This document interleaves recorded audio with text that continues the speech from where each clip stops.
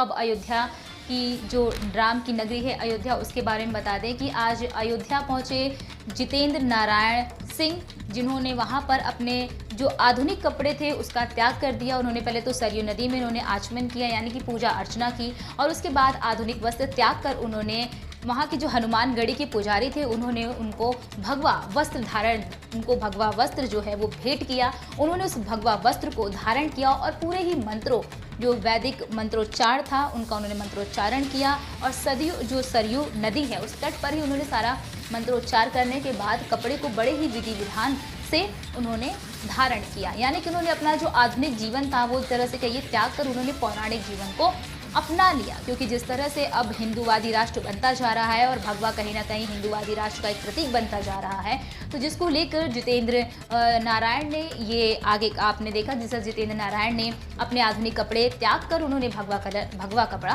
धारण कर लिया। अब सवाल ये उठता है कि आजकल जिस तरह से भगवा को हिंदुत्ववादी का एक चिन्ह बना लिया गया है, और क्या कपड़े त्यागने से हिंदुत्ववादी का चिन्ह आ जाता है, और क्या भगवा पहनने से हम हिंदूवादी हो जाते हैं? क्या हिंदूवादी का एक चिन्ह हो गया है कि हम हिंदू हैं तो हमें भगवा कपड़ा पहनना चाहिए? सवाल भी खड़े करते हैं। एक मंत्री होकर अगर इस तरह से वो कर रहे हैं तो किस तरह का संदेश समाज में जा रहा है? ये आपने घोषणा की है। देखिए, आज भगवान श्री राम की जन्म नगरी में आज हमने माता सरयू में स्नान किया, और उसके बाद फिर यहाँ पे अपने जो दुनियावी कपड़े थे उनको त्याग कर और भगवा धारण किया। वो भगवा हमारे राजूदास जी महाराज ने दिया।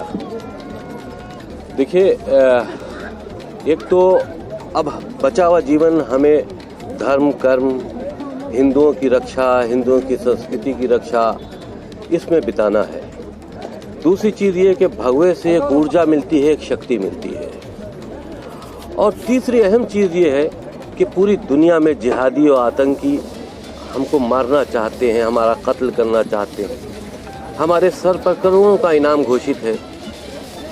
हम उनको ये दावत देते हैं कि वो मेरा सर काट ले, मैं डरता नहीं। ये चैलेंज है उनको, मैं डरता नहीं।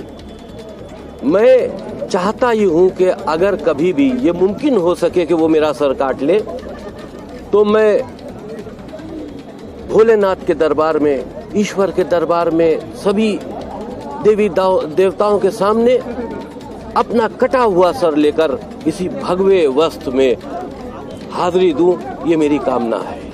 आपने भी धारण करेंगे और बिल्कुल धार्मिक रीति रिवाज के साथ में संन्यास को धारण करेंगे, और जल्दी उस तारीख को भी तय किया जाएगा। लेकिन जिस हिंदुओं के खिलाफ एक साजिश है, और ये इंटरनेशनल साजिश है। किसी की गर्दन काट देना, किसी हिंदुस्तानी की हिम्मत इतनी नहीं है जब तक कि उस पे इंटरनेशनल साजिश ना हो। वो लोग जो इतना दर्दनाक काम हिंदुस्तान में करें जो सीरिया में होता हो, और वो हिंदुस्तान में भी हमको देखने को मिले, तो हम तो बहुत दुखी हैं। हमारे समाज के लोग अगर इसी तरह से कटते रहेंगे, इंटरनेशनल साजिश पे लोग अमल करते रहेंगे, और तो यहाँ हिंदुस्तान की जो गंगा जमुना तहजीब है वो फिर कहाँ रह जाएगी? यहाँ सबको एक मेल से रहना चाहिए। ये हिंदुस्तान सबका है। राम मंदिर का तो फैसलावार है। देखिए, हमारी अपनी अगर राय पूछें तो मेरी राय ये है, खाली मथुरा काशी नहीं, जितने भी वो मंदिर जिनको तोड़कर मस्जिदें बनाई गई हैं, मुसलमानों को चाहिए कि आपसी बातचीत के जरिए सारे मसले हल कर ले। जहाँ पर प्रूव हो कि यहाँ पहले मंदिर था, तो वो हिंदू भाइयों को वापस मिल जानी चाहिए। उसके लिए मुकदमा, उसके लिए एक जिहाद, उसके लिए आपसी भेदभाव ये करने की ज़रूरत नहीं है। ये हिंदुस्तान सबका है। मैंने पहले भी कहा, हम सबको मिलकर रहना है।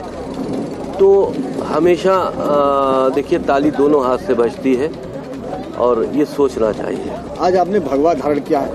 भगवा धारण करते सबसे बड़ा काम, सबसे पहला काम भगवे के लिए क्या करने जा रहे हैं? देखिए, आज जिस तरह की मुझको ऊर्जा और शक्ति प्राप्त हो रही है, मैं आज माता सरयू के किनारे खड़ा हूँ, और मैं ये जीवन का तो वो पल शुरू हुआ है जो हमको इस सनातन धर्म के लिए अब धार्मिक रूप में आकर कुछ ना कुछ करना है।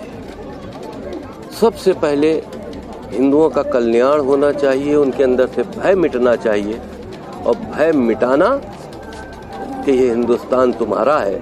आज के लिए बस इतना ही, लेकिन देश और दुनिया की तमाम खबरों को देखने के लिए आप देखते रहिए भारत न्यूज़ 24 न्यूज़।